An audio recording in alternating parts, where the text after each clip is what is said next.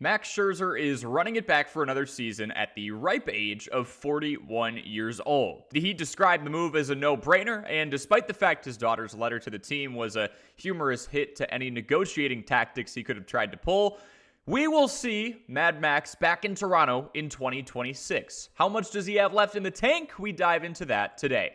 Max Scherzer has played in the majors since 2015. The Blue Jays are his fifth organization, and he was a part of a team that was just a few plays away from taking down the Dodgers in the World Series just a few months ago. To analyze what he has left, we're going to compare his numbers from 2021, the last time Scherzer was an All-Star, to his most recent campaign this past year in 2025.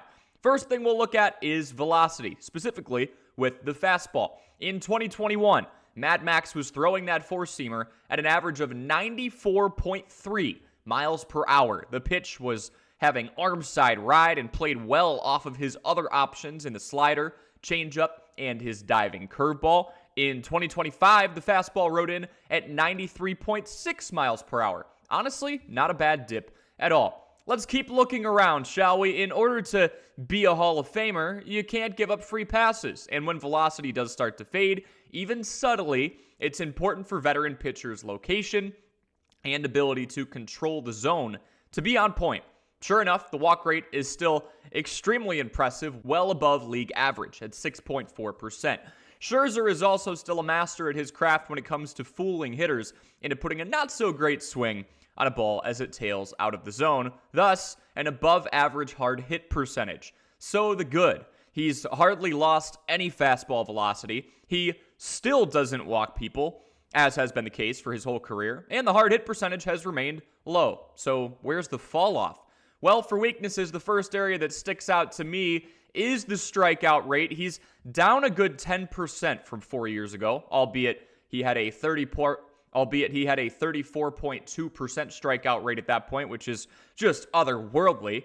One of the reasons for this, I believe, is that even though Scherzer hasn't lost a ton of speed, the next generation of hurlers simply throw harder and harder and harder and harder. 95 is the norm now. So even though he's maintaining a lot of his velocity on the fastball, the pack is simply passing him up. And now his 94-mile-an-hour four-seamer simply doesn't play the way it may be used to.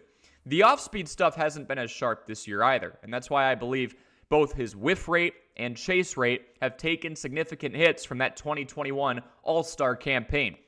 In fact, Scherzer's curveball was hit at a 349 clip with 3 homers in 43 at-bats in the 2025 season. So, what can we expect from Max Scherzer with the Blue Jays in 2026? I'll tell you this, he has plenty of incentives to keep churning out innings this year, at the very least. While he officially inked a one-year, $3 million deal, Scherzer can easily get up to $7, $8, $9, $10 million, all the way up to $13 million based on his volume this year. His incentive structure goes like this. If he gets to 65 innings, he earns a $1 million bonus. For every 10-inning increment after that, Scherzer earns another million, all the way up to 155 frames in total, to which then he would max out his contract at $13 million. For reference, he finished just shy of 100 innings, including the postseason, last year. So don't think he's just going to be mailing it in along for the ride. He chose to come back and will have plenty of financial motivation to contribute. On top of that, he's just a surefire competitor. As for how I think Scherzer does this season, assuming he stays healthy and is smart with his workload, I have him in the regular season for a 4-6 record, a 4.79 earned run average, and 94 strikeouts in 101 innings pitched. Let us know how you believe Max Scherzer will do in the comments section below for his 2026 season at the age of 41. Make sure you leave a like and subscribe if you enjoy breakdowns just like this, and we will catch you in the next one.